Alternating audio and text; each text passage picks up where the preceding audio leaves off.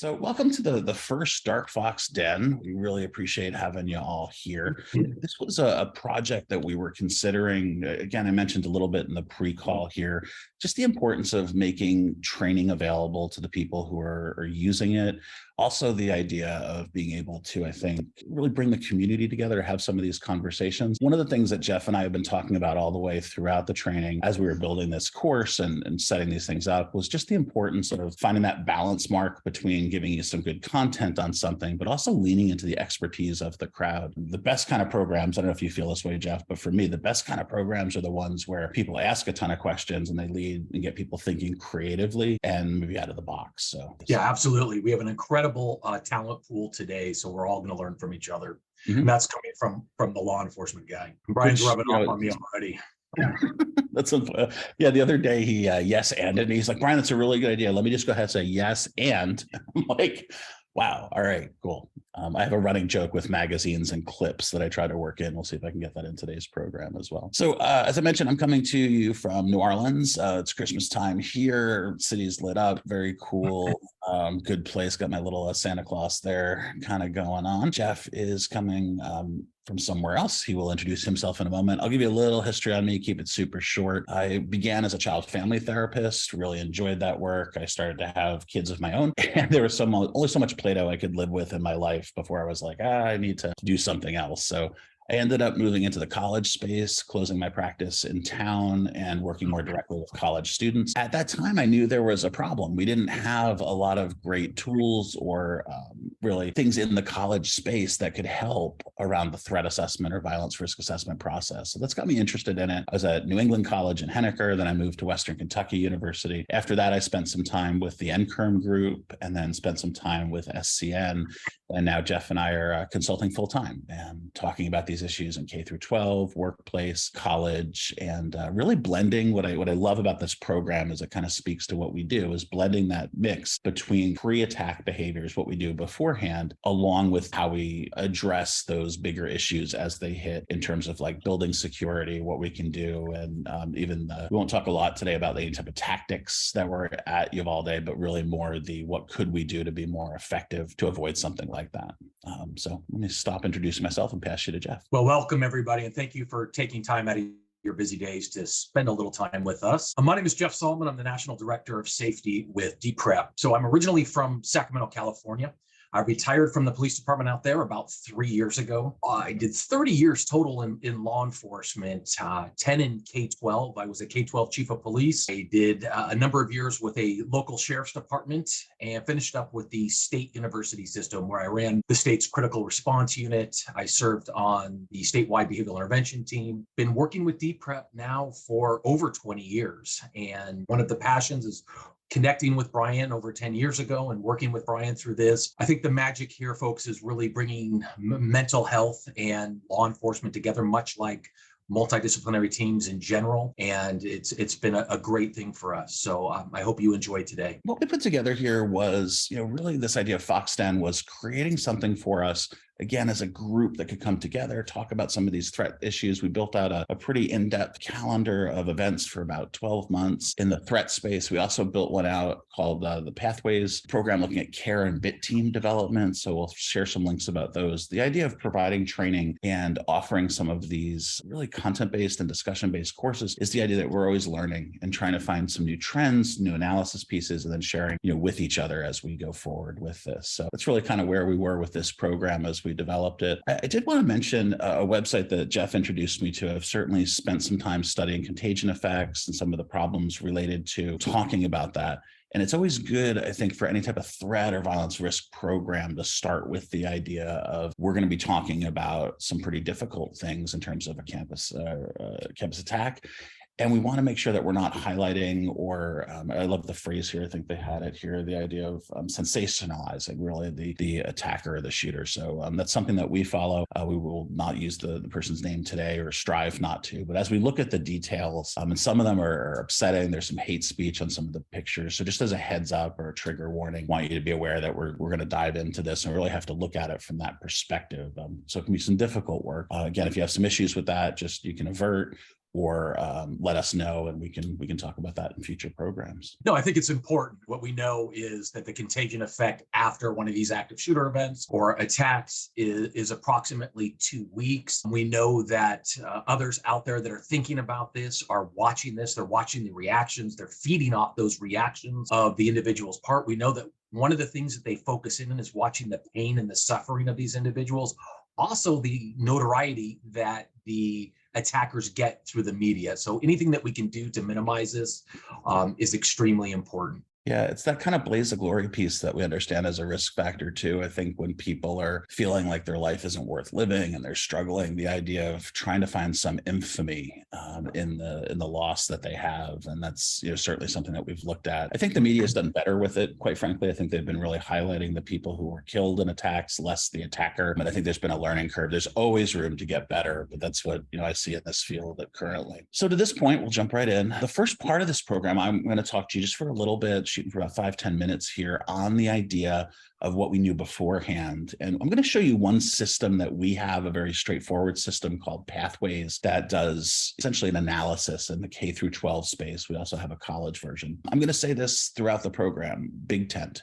So there's other systems, other companies, other ways of looking at this. The things that you want to make sure you have are research driven, that these aren't just people making things up. It's not even making it up, right? Like leaning into their experience, maybe a little too hard in their area of expertise rather than looking at what the research is telling us. That's critical when we're looking at this. And I also think what I've learned over my experience in creating probably, about 8 different expert systems related to threat. One of the things I learned is the importance of the ability of the user to enter the information easily, that you can have a great tool, but if there's a huge cost, if there's a challenge in terms of how the information's entered, it's not going to be used. And that's an issue that I've seen. We see here before the attack kind of social media presence. I think many of us have read this. There's a PDF document that we pulled from about 10 different articles, as well as the report, things that we've learned and know about the attacker and the thing that led up to the attack. So that's this part here. And then Jeff will take us into the next. You see here, again, this social media, the connection with each other, the sharing of the information. This reminds me a lot of the Parkland attack, where we had,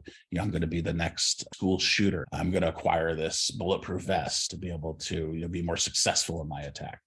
Jeff, I'm not law enforcement, but what do they call those in the law enforcement community? Yeah, we call those clues. Clues, yeah, for sure, right. So those, I don't know that this is always particularly hard when we look at these things. The challenge here is the person that he's texting.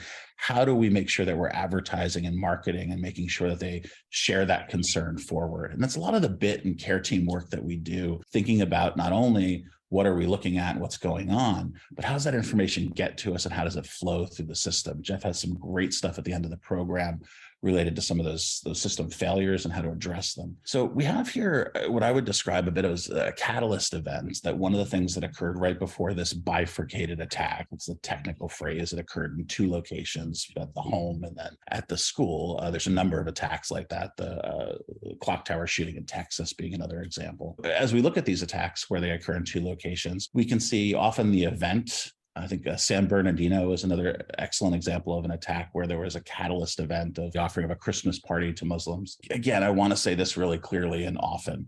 As we look at past attacks, past behaviors, we look at this in an audit or a mortality and morbidity or an after action report. Every field has its own way of talking about this. We have to lay the blame for the attack at the feet of the person who pulled the trigger. So I think the danger here is that you can hear some of what we're talking about as like the police did this, or we missed these clues, and somehow that's the responsibility for what occurred. The responsibility lays with this person. Many people have done or experienced horrific things, very much the things that we're going to talk about here, who have not gone forward to be an attacker in this space. Many have gone on to law enforcement or to be a therapist. So that's an important distinction. This video clip, maybe it's something that you've heard of. I was able to find this, and I think it's useful to see. It does, this is the thing with the dead cat, that he was driving through town and had a dead cat in a bag. So again, if you don't want to see this, it's hard to see the cat. It's in a bag, but they do show it briefly. So it's about a 5-second clip, but just a heads up. These are all the things that were going on before, opportunities to pick up those pieces of the puzzle or pay attention to those breadcrumbs, as we're moving forward.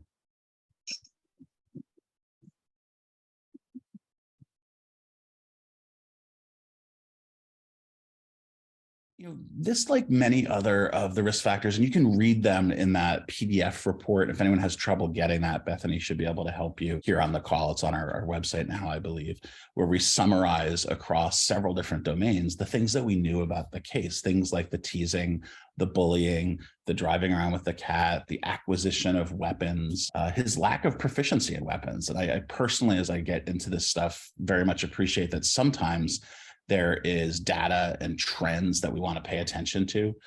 Things like, someone having a fantasy rehearsal and collecting weapons and mastering the skills to use those weapons well. There's other times where, in this case, it's the exact opposite. There's stories of him dropping the magazine to the floor, not knowing how to load it properly. So I think we want to be careful about making assumptions. Many of these attackers are men. There's certainly female attackers, but the vast majority are male.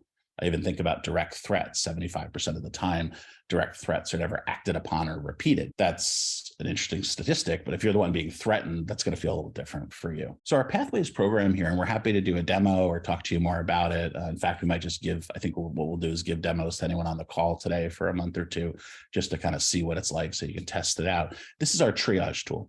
And what we have here is a clickable online and mobile platform that when we're looking at this first pass, so we think about the things we knew in this attack. The neat thing with this tool is you click on it, it actually pulls up 3 different categories of risk, and you choose the one that reflects best the category that's going on. So as I look back at the information we know about the attack prior to the attack happening, and some of this, again, was hidden. It might have been on his social media or it might have been on his phone.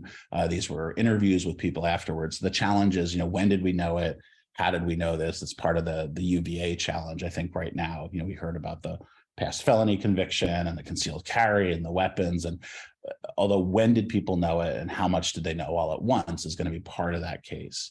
But for us, what we see here real quick is an overview of things like appearance had gone down, teased and bullied, home life was difficult, massive social problems connecting with people, not doing well in school to the point that he had left.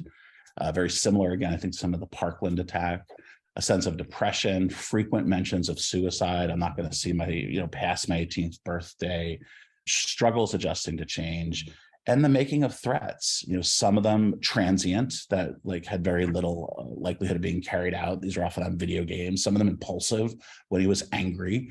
Other times they were more substantive, I think a bit more detailed. Some outbursts we saw, as well as some concerning social media posts, some misogyny that I think existed in that incel space. That's a whole other program, but the idea that inceldom or being involuntarily celibate is not so much, I think, a binary piece. You're an incel or you're not. There's a trend and there's a range of this. So he did have a girlfriend, but he had strong misogynistic feelings towards women that he voiced frequently. When you take all of these together and enter them into the system, one of the things I like about Pathways is it gives us a nice report that you can then print, save as a PDF, put it into your file. So you see here what we have. This triage tool says, hey, there's enough stuff here that we're going to rate this at the top level of high. And what we think you should do now is use our Dark Fox assessment.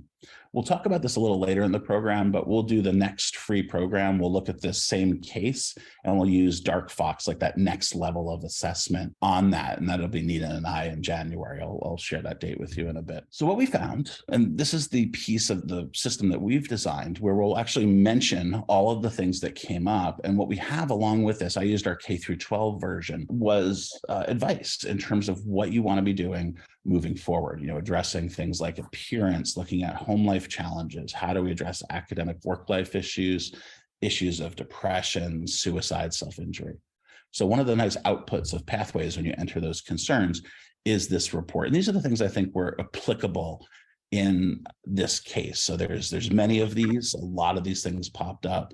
So, long story short, I think with this case, the big takeaway I have for you is, once again, we have a case that escalated down that pathway to violence, to this horrific violence.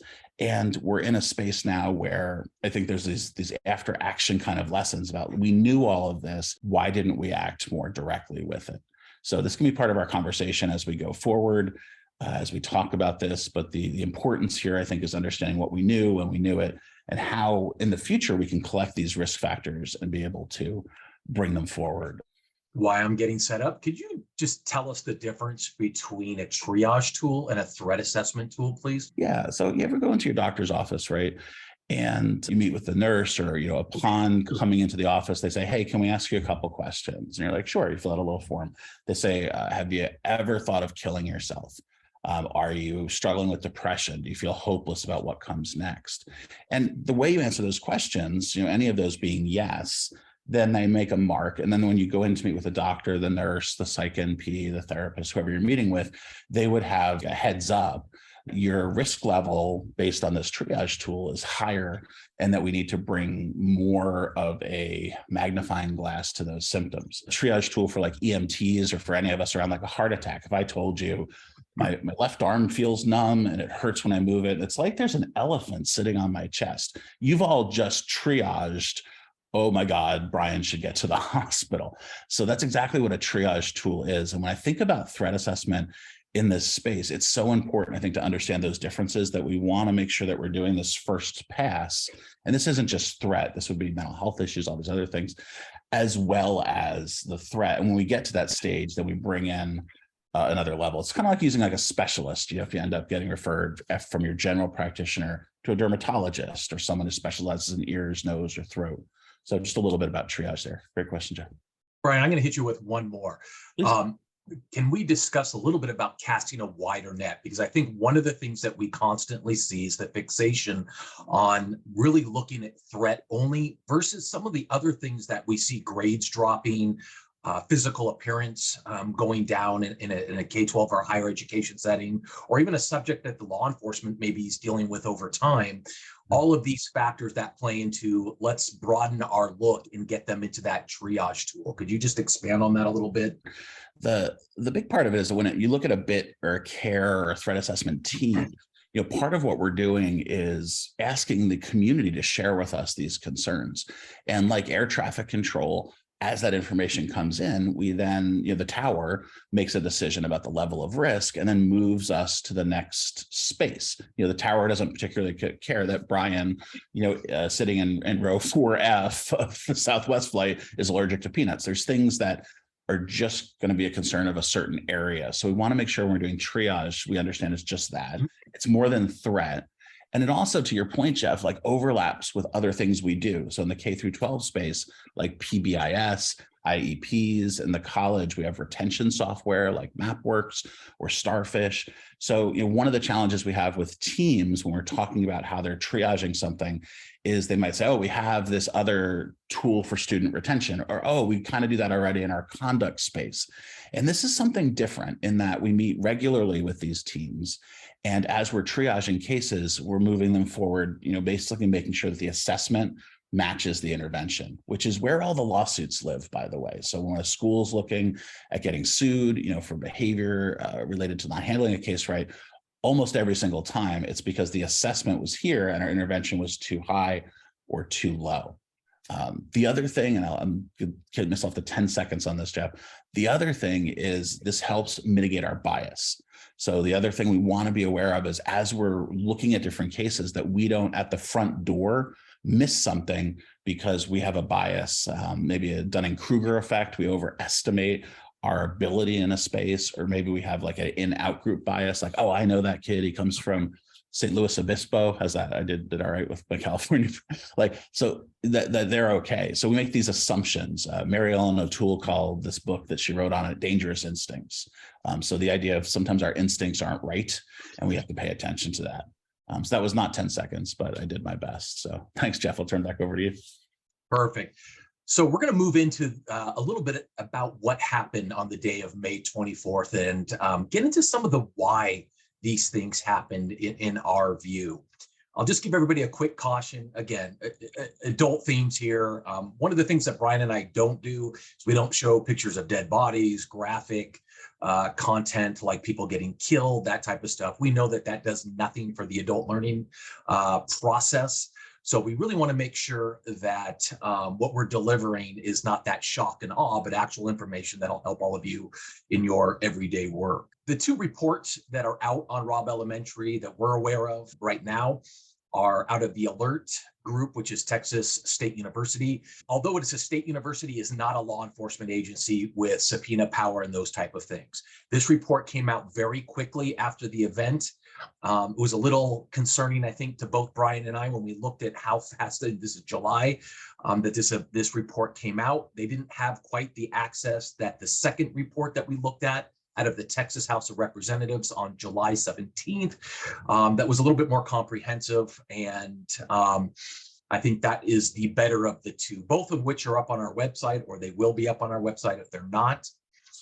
The reports were created using body camera testimony, witnesses of the officers, witnesses that were on scene, and the investigators afterwards. A little kind of perspective here is this is going to be a high level kind of review of this and some of the whys, as I mentioned earlier.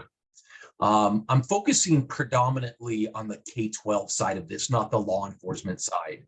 But I need to be very clear up front is I have a lot of issues with the command, how this was run on a command level from the police perspective, but we're focusing more on the school and what the school could do better out of this. Just to give you a little bit of understanding that there were at least 376 law enforcement officers there that day. It's a lot, and that was part of the reason. I'd like to think in some of the other states in California, we call off officers on that. We don't allow what's called self-deployment to huge events like this. I'll also say that the reports shouldn't be considered definitive or final. We're still an investigative process here. So please understand that this information may change as we get new information, as people remember things differently or decide to be more truthful in testimony, as we're seeing with some of the leadership things coming out now. So I'm going to go through the timeline again at a high level here and really kind of go over this and then talk about in our thoughts of why some of these things happen, what we've seen working with school districts and higher education facilities nationwide, and some of the things that we think we can do about it to fix it. So the day started off in May 24th with the suspect shooting his grandmother in the face over his phone taken away. On the left-hand side in the big red circles where his grandmother's house is in proximity to the school, so very close. Also, he told everybody he was going to do this. So there's a ton of leakage in this case. He put it out at least to several people, one of which was overseas, where he said, I just shot my grandmother in the head. I'm going to go shoot up an elementary school. The reply back, which was deleted in this text string, was cool. So sit on that for a minute. Times are what we got out of the reports. And so let's use them in approximate. At 11:27, a female teacher exits the exterior door of the West Hall, propping it open with a rock. So let me just start there. There was a lot of misconceptions at the early stages of this.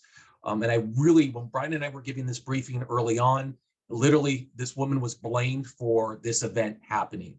And what we'll get into later is that it's never just one single event that causes these things. When we talk about systems thinking and group think, there's a whole chain of events that made this worse than it probably could have been should we have done other things in this event. The culture at this school was to prop the doors open using a pile of rocks that were outside each one. They were painted by the children to make them a little bit more, friendly, if you will, and recognizable. So the students would paint these rocks. They would be piled up outside. It was against policy. It was against their written policy and their procedures for the school. The West Hallway should have had all of the doors closed with the exception of one. They use what's called that primary entrance mode. The suspect left his house, and at 11:28, the suspect becomes involved in a motor vehicle accident, crashing his car in the canal behind the school. As he emerges from the vehicle, he starts shooting at a couple of onlookers that were next door at a mortuary. Those were the first set of gunshots that we're aware of. At 11:29, the female teacher returns back through that doorway, slamming that door closed. But because of a mechanical problem, she remembered to close the door, and it was locked. The door just didn't latch and close. So it was left, unfortunately, open because of a mechanical failure. That's the information that's out right now. At 11:30, the suspect, wearing dark clothing, carrying a bag, left the crash scene, hopped over a chain link fence into the elementary school property. I want to note that Brian and I do a lot of work around the country regarding what's called threat and vulnerability risk assessments, looking at how do we target hardened schools as one part of the process, along with all the other things that we do, along with like multidisciplinary teams, et cetera. As a little data point, there's a great report out about fences, that a 5 to 6 foot cyclone fence only delays somebody about 4 seconds. And that was very clear in this incident, that the individual just jumped over the fence, was able to get in. So probably not even worth the money that that fence was put up to protect. At 11:31, the suspect is captured on TV, CCTV, between the cars in the building, and it's where he begins to shoot. This is a little different than most shooters. Most shooters wait till they actually get inside. The reason for that is they believe, or we know, is that the clock starts when they pull that trigger and law enforcement gets notified. On average, the Alert think tank out of Texas State University puts law enforcement response at about 3 minutes to an active shooter event. So they got to get in there quick. So this was a little bit rare. There's only a few instances where we know the shooter actually starting from the outside, working their way in. 11:32, the suspects fired through the windows into that westmost rooms. Little picture here, and then enters the school from the exterior door where the teacher closed it and slammed it, but it didn't lock. Okay. Suspect enters the west hallway and goes down between rooms 111 and 112. What I will tell you is that there's some confusion of which room was entered first. So he stood in front of the doors, and it was hard to see on the camera and really understand from the witness testimony which room the suspect actually entered. Was it 111 or 112? I don't think it really matters for our purposes today, but he fired a series of rounds from the hallway in the direction of the classrooms. He made entry at about 11:33 into rooms 11 or 111 or 112 and began shooting.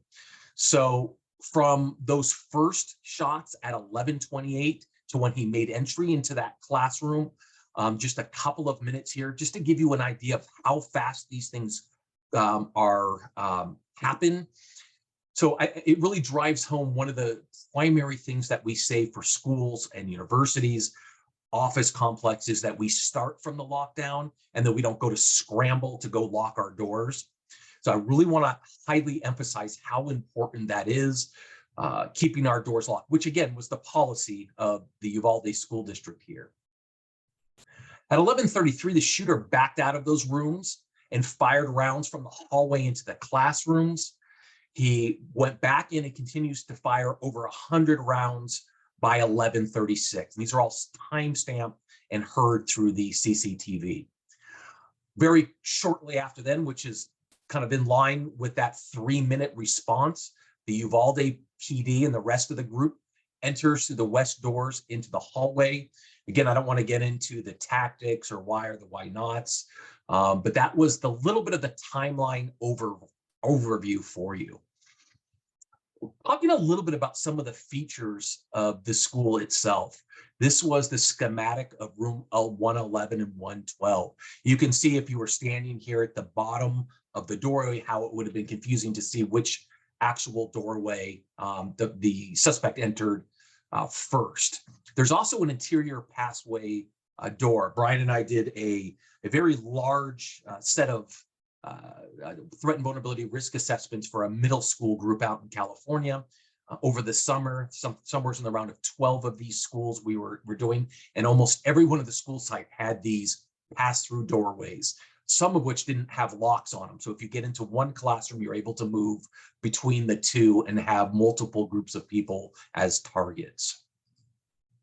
Here, this is what the actual front door of one of the classrooms looked like. These are good doors. These are steel core doors, and they have the mesh in the what I call the archer windows there. I think one of the things that we like to see with this is to take away what's called target acquisition, somebody shouldn't be able to walk up and look inside.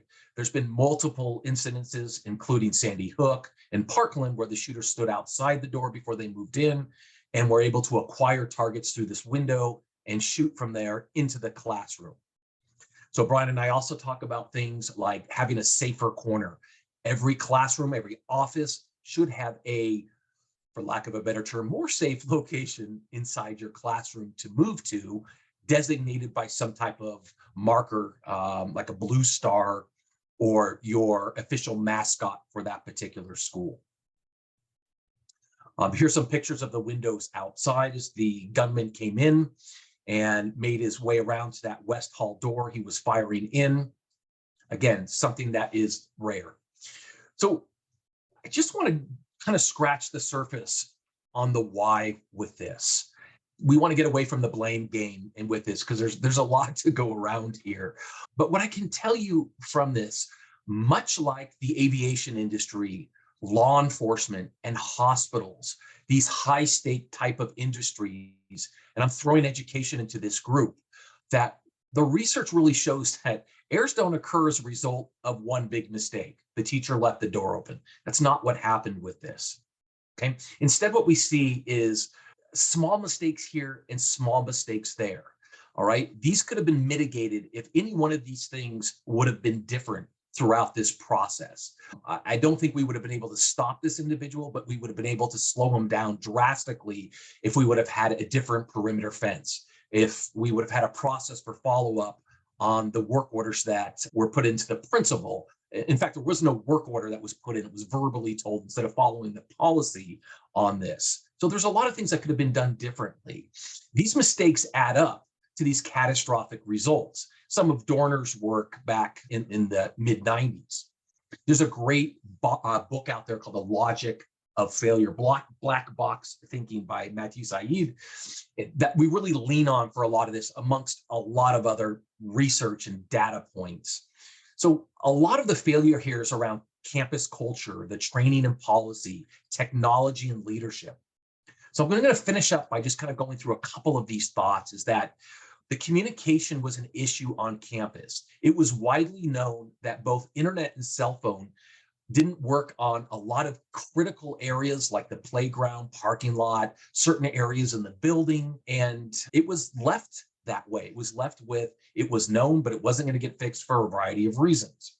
That contributed to the lockdown process not getting out to everybody and people being alerted. The culture of propping open doors. It was widely known throughout not only the school, Robb Elementary, but the district as a whole, that this was an acceptable process, which was directly against policy. No work order was actually submitted for room 11. It also had a defective door. It would lock, but it also wouldn't pull close. So if you slammed the door or closed the door fast, that it wouldn't actually latch and go into place. Teacher reported it to the principal, but really didn't follow the work order policy, and nothing ever followed through on that. It was also widely known in the school that there was a key shortage, and it really led to the substitutes not being issued keys and having access to that, which was a problem. So one of the things that we talk about is kind of changing the culture of the school. Understanding that we're going to make mistakes and really evaluating these mistakes and getting better. That the old adage that failure is not an option is just BS. Is that we're going to make mistakes, we're going to fail, whether it's in our multidisciplinary team process, bit care, that type of stuff in threat assessment, or it's in reviewing our day-to-day activities as it relates to security around a campus. We want to make sure that we have open and honest reporting and evaluation of errors, and come back and put some reforms into place here. Just a little bit on systems thinking. In the short term, what we're really looking at is implementing a continuous improvement model of error review. When we see things that were done incorrectly or could be doing better, we want to constantly be looking at how we can fix that. This model really requires this investigation and reflection upon these errors and near misses or other mistakes. And we have to know that it's okay to be able to do this. all right, that making mistakes is okay. And what we do know out of the research and our work around the country is that organizations that aren't willing to really have this error review perpetuate groupthink. And unfortunately, when we get into this area of groupthink, and I used to, when I was a K-12 chief of police, I used to hear this from my boss all the time, was that no news is good news. Like, let's not get out that information. Let's not put that out to the masses. This idea of groupthink discourages workers from openly reflecting upon or criticizing the work of other coworkers or their superiors to be able to get better, to be able to fix things or processes. There's a great amount of models that are out there that really address this. The Toyota production system, or TPS model, is just one of those. If anybody has a problem on that production line, observes an error, that person basically reaches up, pulls the big red handle or cord, and halts production. What that initiates is a team of supervisors that run over, look at the problem, troubleshoot the problem, work with that employee to fix the problem so that we're not having these production line problems perpetuate and move down the line. Sorry, I was just checking the chat here. One of the things that we know here is if a culture is open and honest about its mistakes, the entire system can learn from it.